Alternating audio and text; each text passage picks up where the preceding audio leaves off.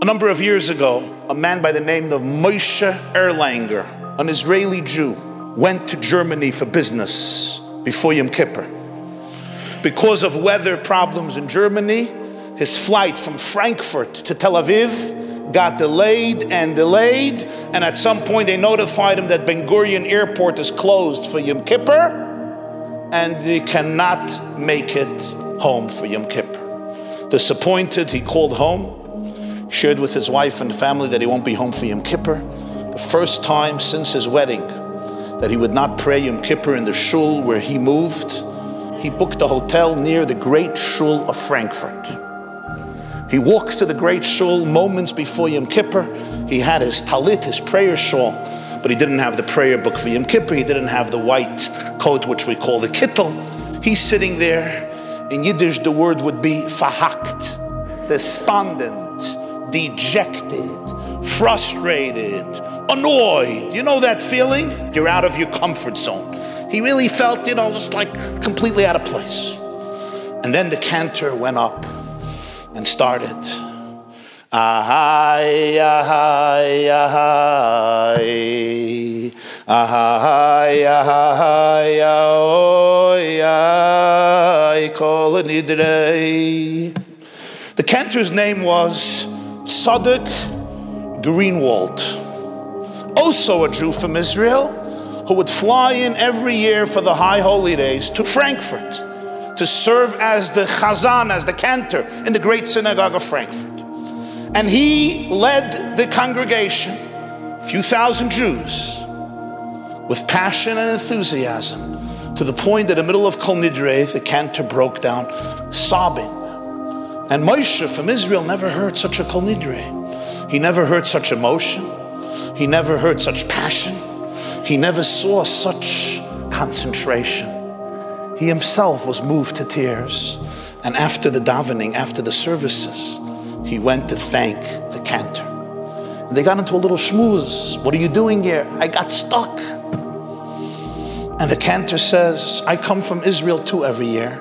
My parents were Holocaust survivors. So it's very meaningful for me to be able to lead the services Rosh Hashanah and Yom Kippur in the re-established Jewish community in Germany after the Second World War, in this great synagogue which remained from pre-Holocaust Germany.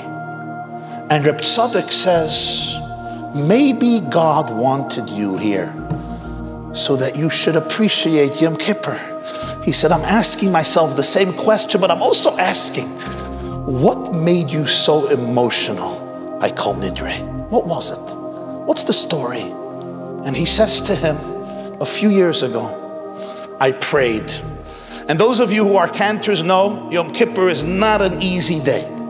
Kol Nidrei and morning and the afternoon, Shacharit, Musaf, Mincha, Ne'ilah, and Reb Tzadok was doing everything. And at the end of that day, he was knocked out. A parched voice after singing a whole day, and the voice resonating in the great synagogue of Frankfurt, he was really ready for a cold drink of water, a nice Jewish bite, and a good night's sleep in the Frankfurt hotel, getting ready to go back home for the holiday of Sukkot in the Holy Land where Tzadok lived. He walks out of shul, he puts away his cantorial garments and attire. Janitor shuts the lights, and as he walks out the front gates and he closes the gates which lock, he sees a Jew, bewildered, standing in front of the gate. He looked like in his 60s, and with a mixed accent of German, Russian, and Yiddish. He says, "Far was seien die Teuren von der Schul vermacht?" Why are the gates to the synagogue locked? Is Heim bei Nacht nicht Yom Kippur? He says, I came here for Kol Nidrei. I came here for Yom Kippur. It's usually packed. There's usually 2,000 people. Why are the gates locked? Tzadok Greenwald says, I didn't have a heart to tell him. I was quiet. He says, answer me, why are the gates locked? At this point, the Jew is very agitated. He's nervous. He's somewhat frantic. I have no choice, Tzaddik says, to tell him the truth. And I say, my dear Yidala, I'm so sorry. Yom Kippur was last night. The Jew breaks down sobbing. Oi, oi, oi. Reb Tzaddik says, why are you sobbing? He says, you don't understand. My parents barely survived the Holocaust, and then they assimilated. They did not want to have to do anything with Judaism. They suffered too much. But one thing my father would do, he would go to synagogue on the night of Yom Kippur, and before he died, he said, we are an assimilated Jewish family. Aber Juden seien wir, but we're Jewish. And he says, how do you know that you're Jewish? When you go to synagogue on Yom Kippur. That's how you know you're Jewish, and you're connected to 4,000 years of Jewish history. And he looks at the cantor and he says, in my life, I never missed Yom Kippur Kol Nidre. When my father was alive and after he died, this year is the first time, at last, I'm not Jewish anymore. That's why I'm crying. Tzaddik Greenwald knew exactly what he has to do. He put his hand on the Jew's shoulders and he said, come with me. He opens the gate, takes him into shul, puts on his talis, his kittel, his chazan hat, puts this Russian German Jew right near him, and he says, we're going to do Kol Nidre. You and me and God. And he starts singing Kol Nidre. Ahai, ahai, ahai, ahai. And Tzaddik says, I'll tell you the truth. I'm a professional cantor. Usually when I get up, there's 2,000 people. You know what I'm thinking about? I'm thinking a little bit about God, but what am I mostly thinking about? I got to impress the people. I want to impress the board of directors. I need a contract for next year. I want to get some compliments. I need some validation. I want to do a good job. I want to be liked. I want them to have a meaningful experience. But here, I was alone. There was not one person in the shul. There was an old Jew, an assimilated Jew who knew nothing. Who was I singing for? But I felt God's presence with this Jew. And I broke down, crying. And I sang Kol Nidre, and I felt all of Jewish history coming to life at that moment. I finished the Kol Nidre. We say the Shema together. I give him a big hug and a big kiss, and I say, my Jew, we just celebrated Yom Kippur and Kol Nidre. The Jew looks at me and he says in Yiddish, you will never know what you did for me. And he went home. And I went home. The next year, I come to synagogue. He's there on Yom Kippur, sitting in the front, comes over to me, he says, you remember me? I said, of course I remember you. He says, what you did for me, nobody but me and God will understand. Reb Tzaddik says, every year since, when I say Kol Nidre, I go back to that moment. And it's so moving for me, it's so emotional for me.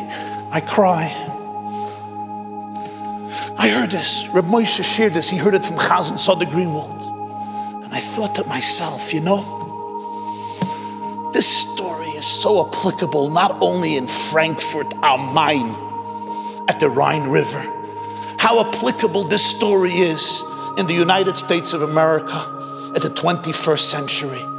Even for all of us good Jews who come to the synagogue Rosh Hashanah and Yom Kippur, but we find the gates closed. No, I don't mean the physical gates. I mean our emotional gates, our spiritual gates. We often feel unmoved, uninspired, alienated, sometimes angry, dejected, apathetic, indifferent. We often feel that the gates to our own heart, to our own soul are locked. Yeah, we go through the ritual. We have our seats, we have our tickets, we go through the roads, we have the prayer books. But my inner soul is often locked. I'm indifferent. There's a certain lifelessness, a numbness, just doesn't speak to me. I may be there in the right time, in the right place, but emotionally, I don't feel present. Because very often, we look at this month and there's an element of dread, an element of fear. We call it Yamim Noraim, an element of awe. And it's true, there's an element of awe. But underlying the story of awe is a story of profound and infinite love. It's a story about the ultimate belief of Judaism, that all of my trauma, all of my insecurities, all of my pain, all of my jealousy, all of my depression, all of my agony, anger, they may be true and real and authentic and cause me pain, but they could not constitute your core self, which remains wholesome, holy, and no experience in life, and not even mistakes that you have made or that I have made, and not even abuse that has been done to me by others willingly, maliciously, or even unwillingly, can snuff out, can obliterate, can compromise, can even dilute the truth of your internal wholesomeness and holiness. And thus the main process is to really work through the debris, not to allow myself to be defined by external layers, but to excavate and to find that core, powerful, divine self. Who am I? I am an ambassador of God in this world. Are there other voices in me that give me other messages? Of course there are. You must always remember that there's a relationship that could never be locked. There is a relationship that could never be compromised. There is an authentic spiritual connection that every single person has, which nothing and nobody can ever compromise, because it's within each and every person to be able to open those gates physically and mentally. You are always connected. You are forever connected. You will forever be connected, because who are you? You are essentially an ambassador of love in this world. Watch the full class at theyeshiva.net.